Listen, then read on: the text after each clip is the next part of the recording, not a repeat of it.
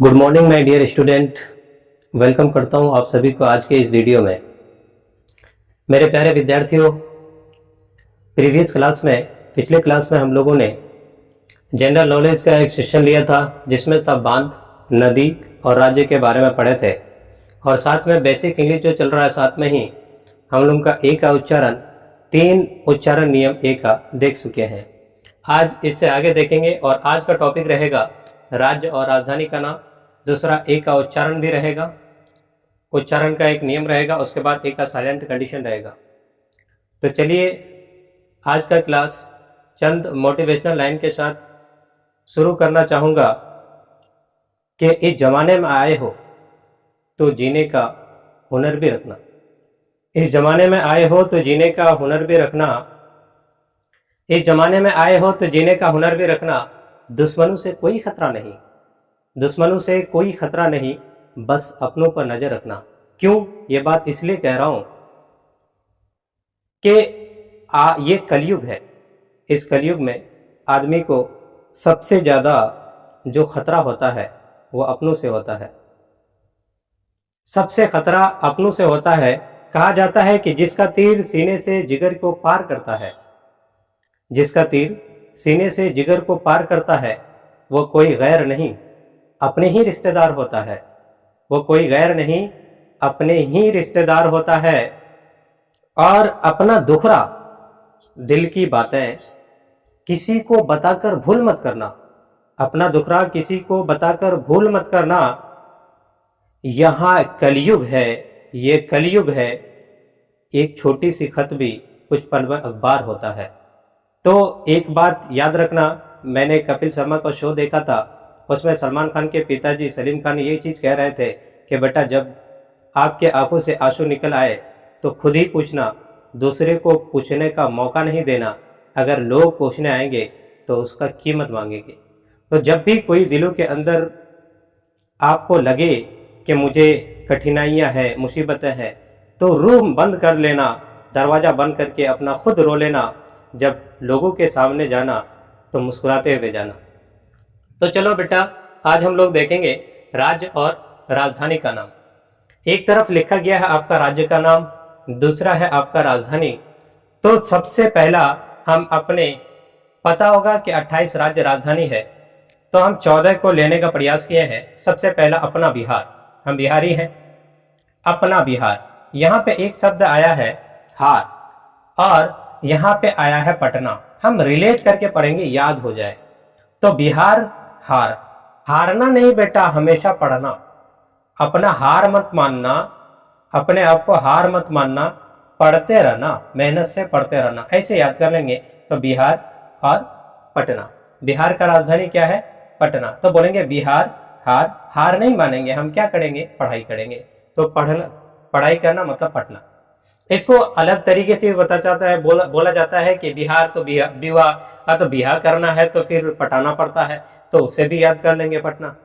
अगला चीज है आपका छत्तीसगढ़। हम लोग का मानना है, मुस्लिम में ज्यादातर इस चीज को देखा जाता है।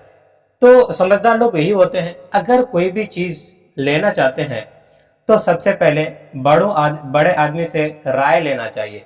तो राय से हो जाएगा रायपुर। भाई कितना आदमी का राय लेना चाहिए? तो बोलेंगे 36 आदमी का राय लेना चाहिए, तो इससे हो जाएगा छत्तीसगढ़। भाई राय लेंगे, कितने आदमी का लेंगे? तो 36 आदमी का लेंगे, तो इससे हो जाएगा छत्तीसगढ़। अगला है आपका तमिलनाडु, और तमिलनाडु का राजधानी कहाँ है? चेन्नई। तो बोलेंगे देखो, तुमसे हम मिले तो तुमसे मिलने के बाद तुमसे जो बिछड़े, हमको चैन नहीं आता है, हमको चैन नहीं होता है, नहीं आता है, मतलब तुमसे मोहब्बत हो गई है, इसी वजह से। तमिलनाडु, तो बोलेंगे मिलना, जब तुमसे मिले, मिल के जो बिछड़े, तो मुझे चैन नहीं आती है। अगला है आपका कर्नाटक, और इसका राजधानी है बेंगलुरु। तो अब यहाँ पे एक चीज आया है बेंग। देखो बारिश का सीजन आते ही बेंग, अगर एक रोज बारिश हो गई ना, तो दूसरे दिन अर्ली मॉर्निंग में जाएंगे तो वहां पे पानी में बेंग क्या करता है? तो आवाज लगाते रहते हैं। वो पानी मांगते हैं, बोलते हैं पानी पानी के लिए, और आवाज लगाते हैं। तो बोलेंगे जा करके, अच्छा कर्नाटक, नाटक कर, तो मतलब बेंगलोर कर्नाटक। ऐसे बेंग क्या करता है बारिश आने पर? तो बोलेंगे वो नाटक करता है, तो कर्नाटक। अगला है बेटा अरुणाचल प्रदेश। अरुणाचल प्रदेश, इसका राजधानी है ईटानगर। अरुणाचल प्रदेश का राजधानी है ईटानगर। इसको कैसे रिलेट करेंगे? मान के चलो कि आपका कोई फ्रेंड सर्किल में है, जब भी उसका कोई जरूरत पड़ता है तो हमेशा आपको बोल देता है और आप तैयार रहते हैं। लेकिन एक मर्तबा जो है आपका कोई काम पड़ गया, आप उसको बोल रहे हैं कि अरुण को बोल रहे हैं, अरुण ऐसा करो ना, मेरे यहाँ कोई गेस्ट आ रहा है, थोड़ा मेरे साथ चलना होगा मार्केट। तो वो बोल रहा है कि नहीं, हम नहीं जा पाएंगे। भाई आपका काम पड़ता था, हर जगह लेके जाते थे, लेकिन मेरा काम पड़ा है अरुण, तुम नहीं जा रहे हो। तो अब उसको गुस्से में क्या बोला, अरे चलना, अरे चलना, अगर नहीं जाओगे तो ईटा मार देंगे, अगर नहीं जाओगे तो ईटा मार देंगे। तो ऐसे रिलेट कर रहेंगे अरुणाचल प्रदेश ईटानगर। अगला है नागालैंड। यहाँ पे लिखा हुआ है नागालैंड, और यहाँ पे इसका राजधानी है कोहिमा। अब इसको रिलेट कैसे करेंगे बेटा? तो यहाँ पे रिलेट करेंगे नाग, और ये लैंड का मतलब तो हो ही होता है। मान के चलो कि हम यहाँ पे पढ़ाते हैं और कोई बच्चा, छोटा बच्चा है, वो नंगा आया है, नंगा आया है, या वो नाग को देख लिया।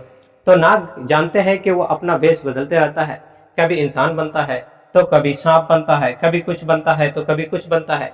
ये छोटा बच्चा, नंगा बच्चा आकर के देख लिया, तो वो बच्चा जाकर के सबसे पहले किसको बताएंगे? माँ को बताएंगे। तो माँ को जाकर के क्या कहेंगे? वो छोटा बच्चा है, बोल नहीं पाएगा इतना, तो बोले कोई है माँ, कोई है माँ। तो नागालैंड कोहिमा, ऐसे रिलेट करेंगे। नागालैंड का राजधानी कोहिमा। अगला है बेटा असम। असम, असम का राजधानी कहाँ है? दिसपुर।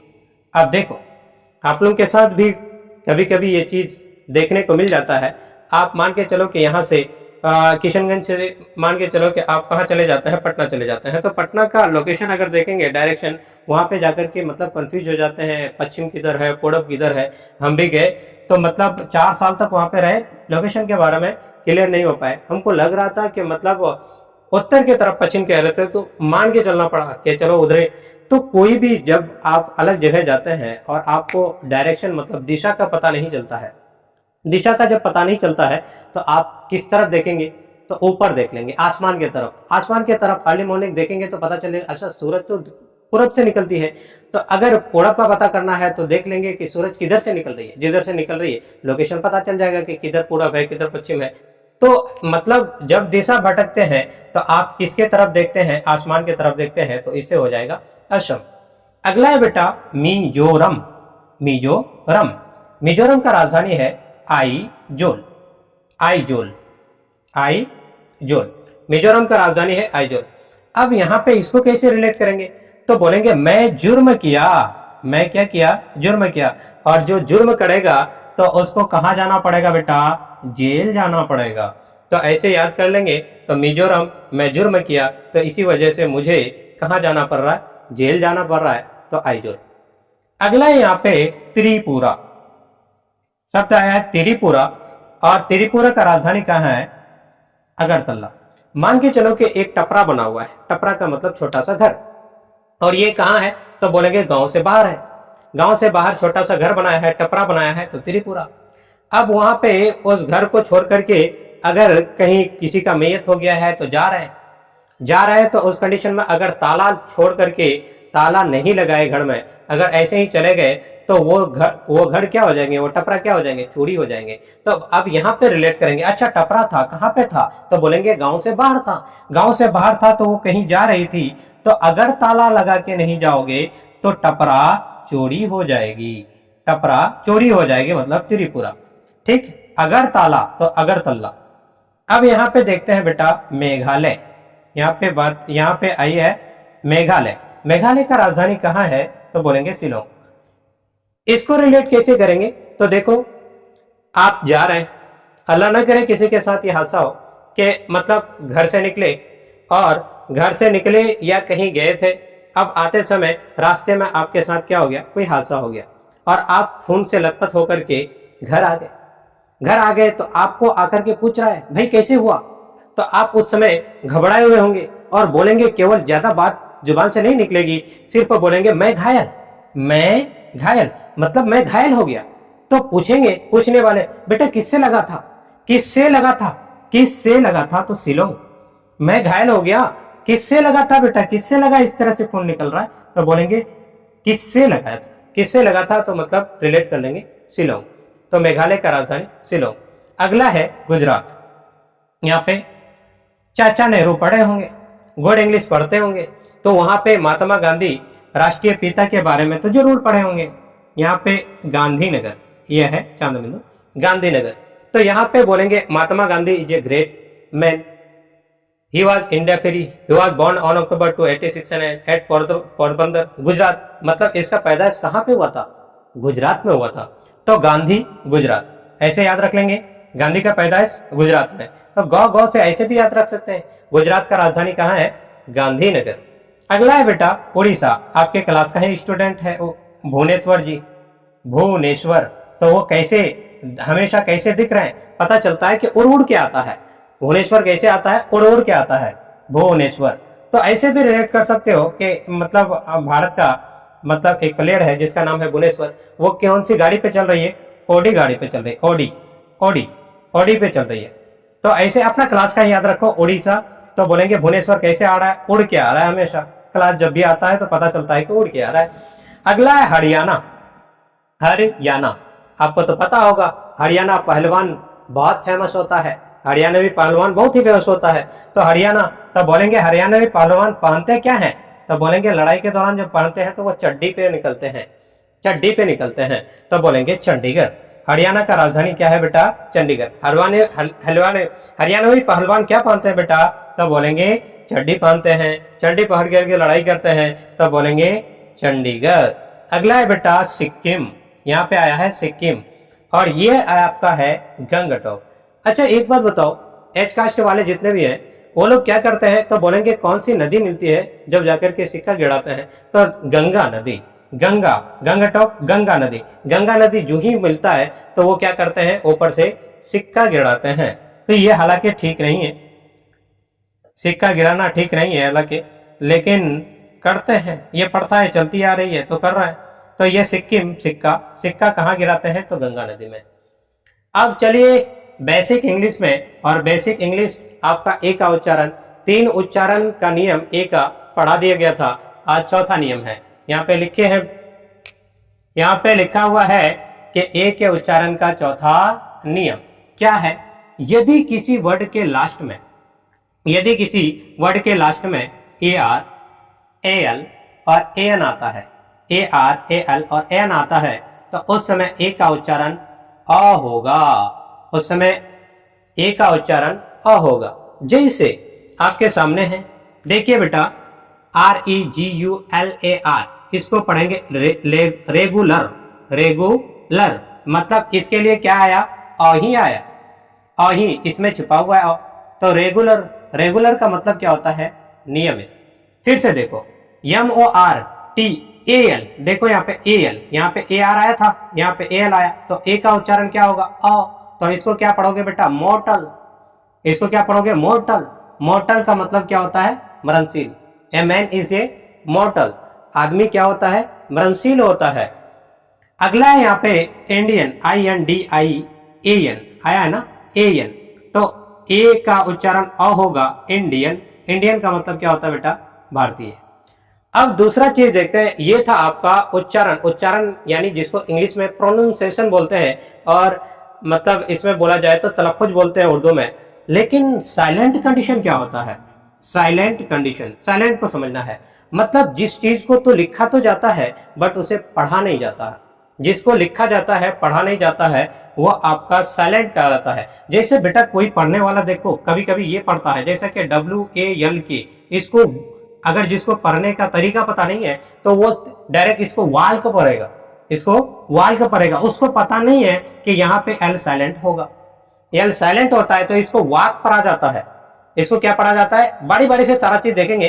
तो मतलब जिसको लिखा तो जाता है बट उसका प्रोनाउंसिएशन नहीं होता है, उसका उच्चारण नहीं होता है, उसी को साइलेंट कहते हैं। तो यहाँ पे देखिए, यदि ओ के तुरंत बाद, यदि ओ के तुरंत बाद ए आता है तो ए साइलेंट रहता है, मतलब ए तो लिखा हुआ रहेगा लेकिन उसका प्रोनाउंसिएशन नहीं होगी। जैसे देखो FLO आया क्या, ओ के तुरंत बाद देखो बेटा ए आया क्या, तो अब देखो ओ के तुरंत बाद अगर ए आता है तो उस समय ए का प्रोनाउंसिएशन नहीं होता है, ए के लिए कुछ भी उच्चारण नहीं होता है, वो लिखा हुआ है बेचारा लेकिन पढ़ा नहीं जाएगा। तो इसको क्या पढ़ोगे? फ्लोट। ए को पढ़ रहा है क्या? बिल्कुल नहीं।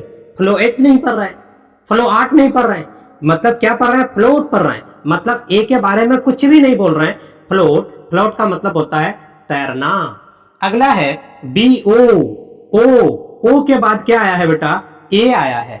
देखो अब ओ के तुरंत बाद अगर ए आता है तो उस समय ए का प्रोनाउंसिएशन नहीं होता है, ए साइलेंट होता है। तो इसको क्या पढ़ोगे? बोर पढ़ोगे, बोर। इसको क्या पढ़ोगे? बोर। बोर का मतलब क्या होता है बेटा?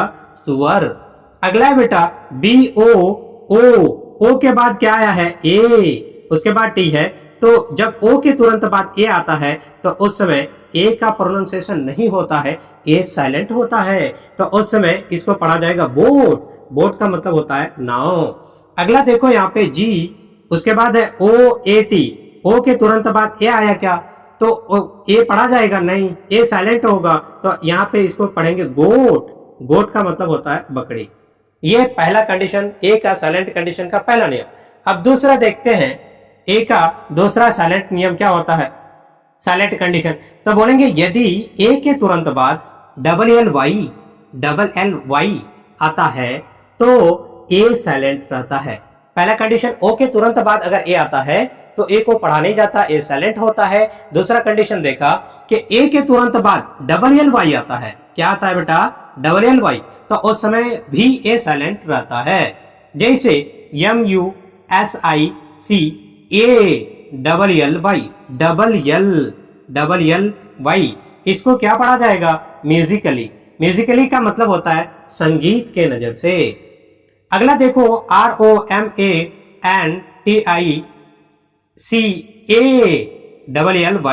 ए के तुरंत बाद डबल एल वाई आया क्या?